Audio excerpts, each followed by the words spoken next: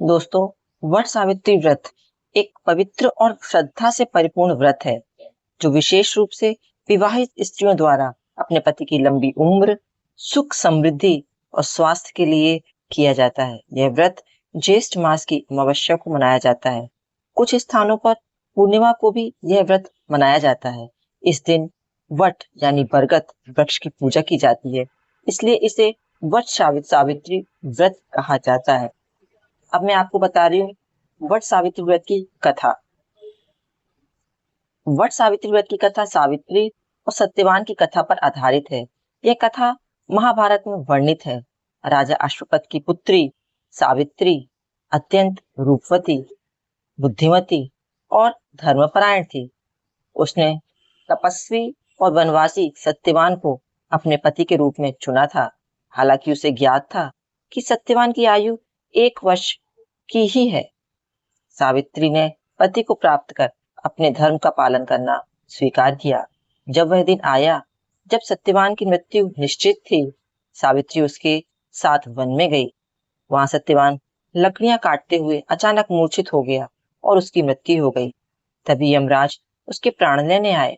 सावित्री अपने पति के पीछे पीछे चल पड़ी और यमराज से धर्म, नारी धर्म और पति परायणता पर चर्चा करने लगी। सावित्री की निष्ठा और बुद्धिमत्ता से प्रसन्न होकर यमराज ने उसे वर मांगने को कहा।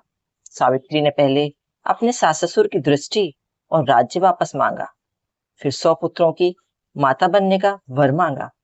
यमराज को अपनी भूल का आभास हुआ कि बिना सत्यवान को जीवित किए वो अपना जो वर मांगने का जो उन्होंने सावित्री को दिया था कैसे संभव होगा, वर कैसे पूरा होगा। अतः उन्होंने सत्यवान को जीवन दान दे दिया। अब आपको बता रहे हैं व्रत का महत्व। यह व्रत विशेष रूप से पति की लंबी उम्र, अच्छे स्वास्थ्य के लिए किया जाता है। यह व्रत पति पत्नी के बीच प्रेम और विश्वास को मजबूत बनाता है। वट वृक्ष की पूजा करने से अक्षय पूर्ण लाभ की प्राप्ति होती है। यह व्रत सावित्री की तरह दृढ़ नारी शक्ति का प्रतीक है। यह व्रत नारी की शक्ति, भक्ति और तप का प्रतीक है। अब आपको बता रहे हैं संक्षेप व्रत विधि। व्रती को प्रातः स्नान कर व्रत का संकल्प लेना चाहिए। वट वृक्ष की पूजा करना चाहिए। जल, रोली, अक्षत, धूप, दीप, नैवेद्य अर्पण करना चाहिए। वृक्ष की परिक्रमा करना चाहिए और धागा बांधना चाहिए। सावित्री सत्यवान की कथा सुनना चाहिए। दिन भर व्रत रखने के बाद शाम को व्रत का पारण करना चाहिए। अब आपको बताने जा रहे हैं पूजन सामग्री। व्रत के दौरान कौन कौन सी पूजन सामग्री लगती है। सबसे पहले वट बरगद का वृक्ष। यदि आप असहाय हैं और वट वृक्ष तक नहीं जा पाते हैं तो घर पर गमले में ही बरगद का एक डाली ले आए, डगाल ले आए, उसको गमले में लगा लें। कलश जिसमें जल भरा हुआ हो, आम के पत्ते और नारियल रखे हो। पूजा की थाली में मौली यानी कलावा, अक्षत मतलब चावल, रोली या कुमकुम, हल्दी, पुष्प, फूल, धूप और दीपक। नैवेद्य में फल, मिठाई, भीगा हुआ चना, सूखा मेवा इत्यादि होने चाहिए। वस्त्र में पति के नाम का या प्रतीकात्मक रूप से लाल वस्त्र महिलाओं को इस दिन पहनना चाहिए। साबुत पुआ, गेहूं के आटे और गुड़ से बना हुआ पुआ या छोटे छोटे गोल गोल बरगद बनाए जाते हैं, वो बनाना चाहिए। 7 प्रकार के अनाज रखना चाहिए। ब्राह्मण भोजन के लिए सामग्री रखना चाहिए। और व्रत की कथा, अगर पुस्तक हो उसमें से आप व्रत के नीचे पुस्तक को पढ़े, नहीं तो सुन भी सकते हैं। अब व्रत की तैयारी कैसे करें।